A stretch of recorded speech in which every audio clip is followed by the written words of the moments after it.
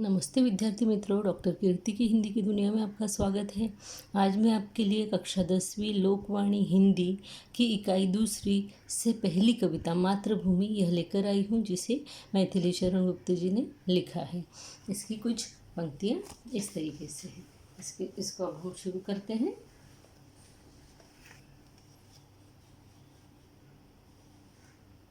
नीलांबर परिधान हरितपट पर सुंदर है, सूर्य चंद्र युग मुकुल मेखला रत्नाकर है। नदिया प्रेम प्रवाह फूल तारे मंडल है, बंदी जग खगवृंद शेष फन सिंहासन है। करते अभिषेक पयोद है बलिहारी इस देश की, हे मातृभूमि तू सत्य ही सगुण मूर्ति सर्वेश की। इसके शब्दार्थ देखिए विद्यार्थी मित्रों। शब्दार्थ इस तरीके से है कि नीलांबर यानी नीला आकाश, परिधान यानी वस्त्र, पट यानी द्वार या पूर्ण, हरित यानी हरे, मेखला यानी करधनी जो कमर पर पहनने का गहना होता है उसे कहा जाता है, रत्नाकर यानी समुद्र, मंडल यानी शोभा, खग यानी पक्षी, वृंद यानी कलख, वृंद यानी पक्षियों का कलरव है ना, पक्षियों का आवाज़ चहचहाने की, अभिषेक यानी जल छिड़कना, पयोद यानी बादल या मेघ, बलिहारी यानी निछावर होना, मूर्ति यानी प्रतिमा, सर्वेश यानी ईश्वर। अब हम यहाँ पे अर्थ देखते हैं। कवि कहते हैं कि हे मातृभूमि, तुम्हारे हरियाली से परिपूर्ण शरीर पर नीला आकाश वस्त्र के समान सुंदर लग रहा है। सूर्य और चंद्र तुम्हारे मुकुट के समान नजर आते हैं। यानी धरती का कितना सुंदर वर्णन यहाँ पर कवि ने किया है ना, कि जो आकाश है वो उनको कपड़े के समान, वस्त्र के समान दिखाई दे रहा है। सूर्य और चंद्र धरती माँ के मुकुट के समान दिखाई दे रहे हैं, जबकि समुद्र तुम्हारी करधनी के समान दिखता है। समुद्र इस तरीके से दिखाई देता है जैसे कि धरती ने अपने कमर में करधनी पहन रखी हो। यहाँ की नदियों में सदैव जल रूपी प्रेम बहता रहता है ना, जल से भरी हुई नदियाँ सदैव हिंदुस्तान में, भारत में बहती रहती है। और कई तरह के फूल और तारे आपके सौंदर्य को बढ़ा देते हैं। शेषनाग का फन आपके सिंहासन के रूप में है, और पक्षियों की कलरव की आवाज़ आपका स्वागत कर रही है। यानी यहाँ पर कितना सुंदर शेषनाग का जो फन है वो वहाँ पर सिंहासन बताया हुआ है ना भारत माता का, और पक्षियों की जो आवाज़ है उससे मतलब गीत गाकर जो है पक्षी स्वागत कर रहे हैं भारत माँ का, ये बताया गया है। बादल सदा से बारिश के रूप में आकर आपके चरण धोते हैं। यानी बादलों से जो पानी बरसता है वो आकर पृथ्वी के पैरों को धोता है, ऐसा यहाँ कहा गया है। ऐसे देश पर कौन न अपने प्राणों को न्यौछावर कर दे, जो इतना सुंदर देश हो, जिसका वर्णन इतना अच्छा हो, कौन न उस पर अपने प्राण को न्यौछावर कर दे। हे मातृभूमि तू सच में ईश्वर का रूप है, तू सच में ईश्वर की मूर्ति के समान है। हम तुम पर बलिहारी जाए, यानी अपने आप को न्यौछावर कर दे, अपने प्राण निछावर कर दे। ऐसा अवसर आने पर हम खुशी खुशी अपने प्राण निछावर कर देंगे।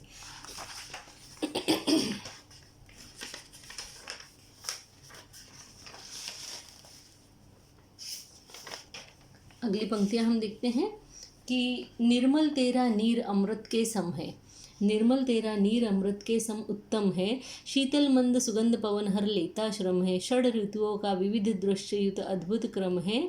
हरियाली का फर्श नहीं मखमल से कम है, शुचि सुधा सींचता रात में तुझ पर चंद्र प्रकाश है। हे मातृभूमि दिन में तरणी करता तम का नाश है। अब यहाँ पे हम सबसे पहले शब्दार्थों को देख लेते हैं। जैसे निर्मल यानी स्वच्छ, नीर यानी पानी, सुधा यानी अमृत, शीतल यानी ठंडा, मंद यानी मंद सुगंध यानी भीनी भीनी खुशबू, श्रम यानी मेहनत या परिश्रम या यहाँ पर थकान उसका अर्थ है। षड ऋतु यानी 6 प्रकार की ऋतुएं, विविध यानी कई, दृश्य युक्त यानी देखने की योग्य, अद्भुत यानी अनोखा, मखमल यानी मुलायम, शुचि यानी पवित्र, सुधा यानी अमृत, तरणी यानी सूर्य, और तम यानी अंधेरा। यहाँ पर कवि क्या कहते हैं कि हे मातृभूमि, तुम्हारा जल अमृत के समान श्रेष्ठ है, यानी अमृत के समान मीठा आपका जल है। और यहाँ बहने वाली हवाएं मंद मंद शीतल पवन थकान को भी मिटा देती है ना। कोई व्यक्ति परिश्रम करके मेहनत करके जब आता है तो इतनी सुंदर मंद मंद हवाएं, ठंडी हवाएं चलती है कि वो थकान को मिटा देती है और नवीन उत्साह का संचार करती है, और मनुष्य फिर से नए उत्साह के साथ में दूसरा कार्य करने को तैयार होता है। और 6 ऋतुओं का चक्र तो सिर्फ भारत माता को ही प्रदान हुआ, विश्व में कहीं भी भारत जितनी ऋतुएं नहीं होती है ना। उनका क्रम बहुत ही अद्भुत लगता है। यहाँ पर कितनी सुंदर विशेषता हमारे भारत की बताई कि हम भारतवासी वास्तव में बहुत भाग्यवान हैं, जो हमें 6 ऋतुएं, हर ऋतु का आनंद हम यहाँ पर लेते हैं। ऐसा विश्व में कोई भी देश नहीं है जहाँ पर इतनी सारी ऋतुएं आती हो, है ना। हर जगह पर या तो बर्फ़ बहुत गिरती है, या तो गर्मी बहुत पड़ती है, या कहीं पर बहुत ज़्यादा बारिश होती है, यानी वही सीज़न चलता रहता है। लेकिन हमारे यहाँ जो है 6 प्रकार की ऋतुएं, और हर ऋतु हमारे यहाँ 3 महीने की होती है ना। अब हम यहाँ पर देखते हैं कि आगे क्या है। उनका क्रम भी बहुत ही अद्भुत लगता है ना, एक के बाद एक जो ऋतु आती है उनका क्रम भी बड़ा अनोखा होता है। गर्मी है, गर्मी के बाद तुरंत बारिश आ गई, एकदम गर्म होके तब गया, उसके बाद ठंडक मिलती है ना। हम कितने भाग्यवान हैं कि हमें अपने जीवन में सभी ऋतुओं का आनंद लेने को मिलता है। चारों ओर फैली हुई हरियाली मखमल के समान मुलायम फर्श से कम नहीं है, यानी जो हरियाली वो मखमल के समान मुलायम फर्श के समान दिखाई देती है। रात में चंद्र हमारी माँ को अमृत समान शीतल और पवित्र चांदनी की छटाओं से सींच देता है ना। रात को पूरा आकाश जो है चांदनी की छटाओं से, चांद और चांदनी की छटाओं से जो है पूरा भरा पड़ा रहता है, और ऐसा लगता है जैसे वो पृथ्वी को सींच रहा हो। और दिन में सूर्य आकर रात भर के घोर अंधकार का नाश करके नए दिन की शुरुआत करने की ऊर्जा दे देता है ना। धन्य ऐसी भारत भूमि, और उससे भी अधिक धन्य हम भारतवासी जो हमें इस पवित्र भूमि पर जन्म मिला। अब यहाँ पर आप देख रहे हैं कि हमने ये लाइन में लिखा है कि सूर्य आकर रात भर के घोर अंधकार का नाश करके नए दिन की शुरुआत करने की ऊर्जा देता हो, है ना।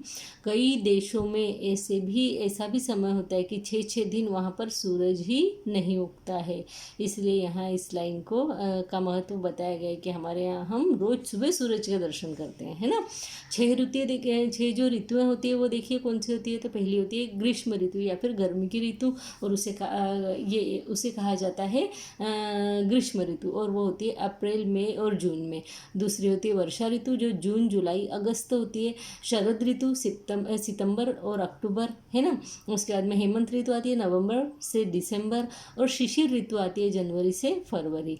फिर वसंत ऋतु आती है फरवरी से मार्च तक। इस तरीके से हमारे यहाँ पर 6 प्रकार की ऋतुएं होती है, और हम अलग अलग मौसम का आनंद उठाते हैं।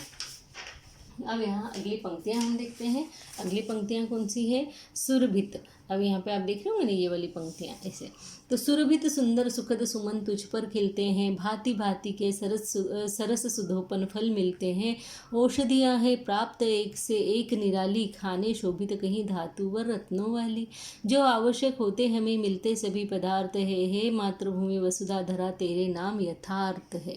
यथार्थ यानी सत्य, सुरभित यानी सुगंधित, सुखद यानी सुख देने वाली, सुमन यानी फूल, भांति भांति यानी तरह तरह के, सरस यानी रस से भरे हुए, सुधोपन यानी अमृत के समान, सुधा यानी अमृत होता है और सुधोपन यानी अमृत के समान, औषधियाँ यानी दवाइयाँ, निराली यानी अनोखी, खान यानी खदानें जहाँ से कोयला निकलता है, कई प्रकार की धातुएं हमें प्राप्त होती है, कई प्रकार के पत्थर हमें प्राप्त होते हैं, वे है ना, हीरे माणिक ये। शोभित यानी सजी है, धातु यानी धातु में कोई भी धातु आ सकती है, वो सोना, चांदी, लोहा, पीतल, तांबा, सब प्रकार की, है ना। रत्नों वाली, रत्न कौन कौन से होते हैं? तो हीरे, माणिक, मोती आदि।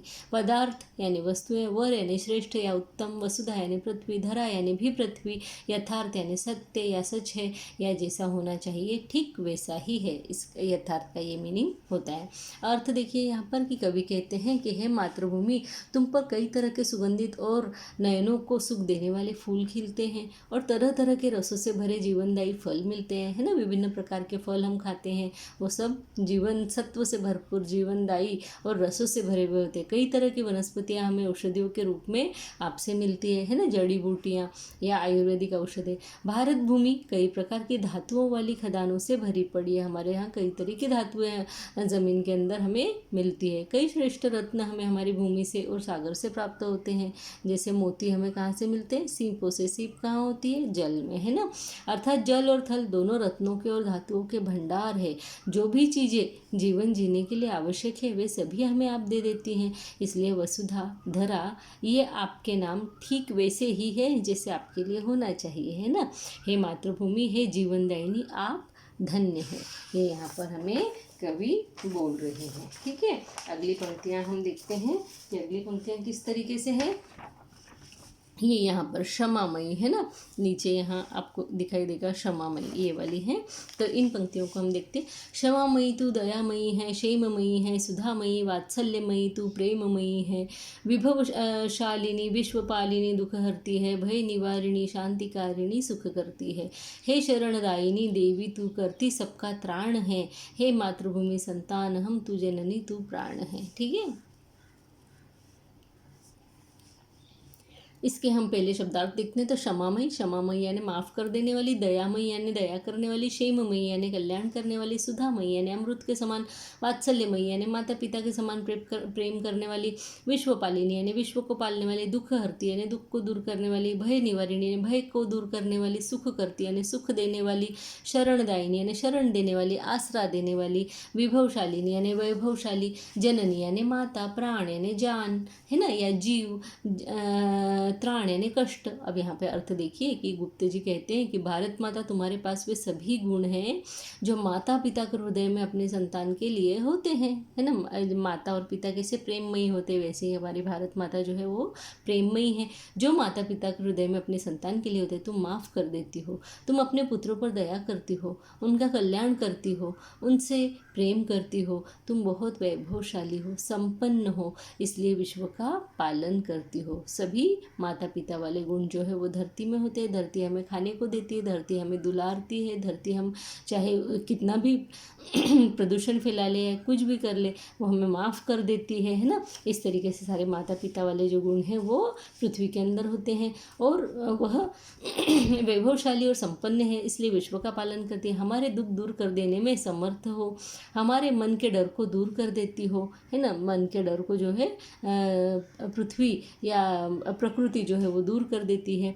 विश्व में शांति बनी रहे इसलिए सब सहन करती हो, सबको सुख मिले, यही तुम्हारा उद्देश्य है। धरती के साथ में हम कुछ भी करते रहे, हम प्रकृति के साथ कुछ भी करें वो सहन करती रहती है। किस लिए सहन करती रहती है? ताकि विश्व में देश में शांति बनी रहे।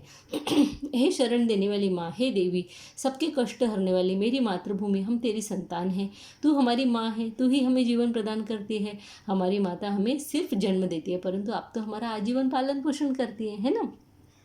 इसलिए आप जो है हमारा प्राण है। यहाँ पर आना चाहिए आप जो है हमारा प्राण है। अब यहाँ पर विद्यार्थी मित्रों, मुझे पूरी उम्मीद है कि मातृभूमि मैथिली शरण गुप्ता जी द्वारा लिखी गई ये कविता आपको खूब अच्छे से समझ में आ गई होगी।